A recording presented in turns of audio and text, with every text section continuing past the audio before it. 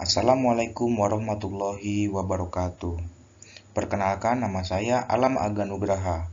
Pada kesempatan kali ini, saya akan membahas mata kuliah perancangan dan pengembangan kurikulum. Topik 5, elaborasi pemahaman.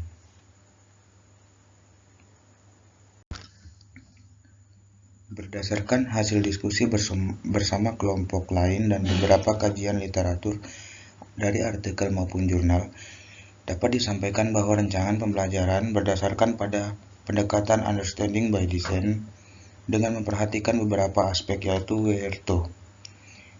Yang ini digunakan untuk membantu dalam proses penilaian. Jurnal yang dijadikan sebagai kajian yaitu Understanding by Design sebagai model dalam menyusun perancangan pembelajaran. Yang pertama, where atau why. Sudah sejauh mana pengetahuan peserta didik? Apa yang peserta didik harapkan dari pembelajaran ini?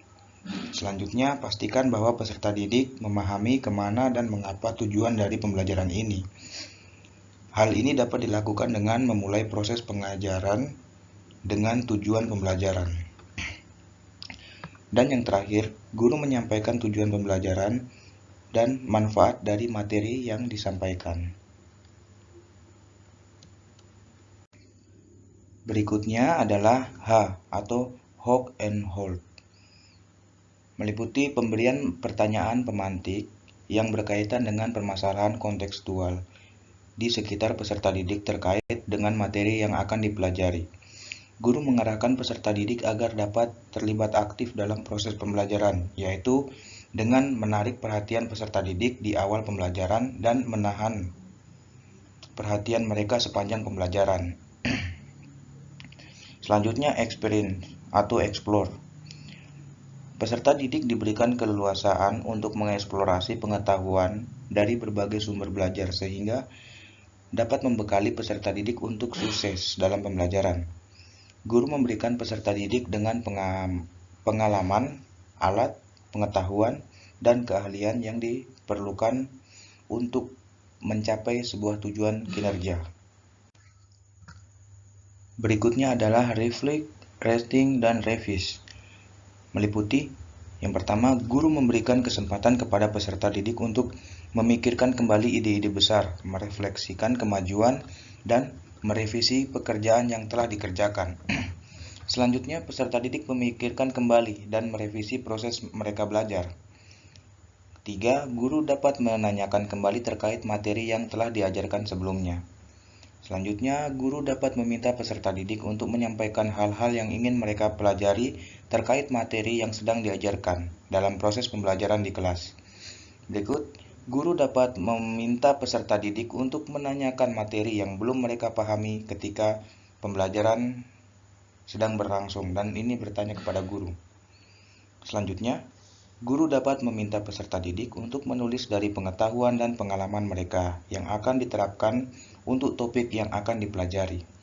Dan yang terakhir, guru dapat menanyakan kesimpulan di akhir pembelajaran, sehingga peserta didik harus mengingat kembali dan mengonstruksikan konsep yang telah ia dapatkan. Selanjutnya, evaluate. Guru memberikan kesempatan kepada peserta didik untuk mengevaluasi kemajuan dan tingkat pemahaman peserta didik, mengingatkan kembali agar membangun peserta didik untuk menilai diri sendiri, merenungkan makna pembelajaran yang mereka terima.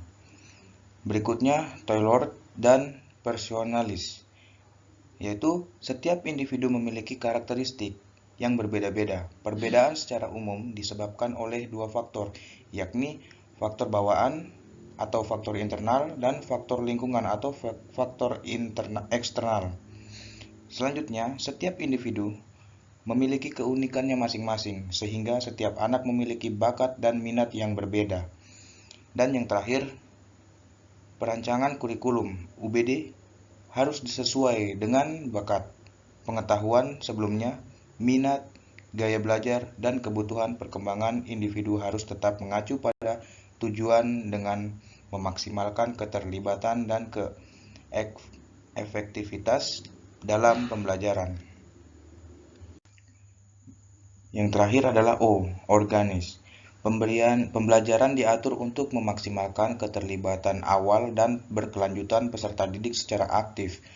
Pendidikan didorong untuk memberikan perhatian yang cermat pada setting atau pengurutan konten materi yang akan diberikan kepada peserta didik.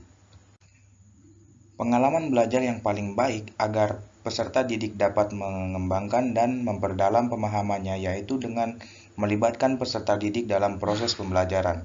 Misalnya dalam pembelajaran bahasa Inggris materi produk teks, peserta didik diarahkan untuk membuat teks prosedur terkait makanan yang mereka makan sehari-hari dan memperkaitkannya di rumah.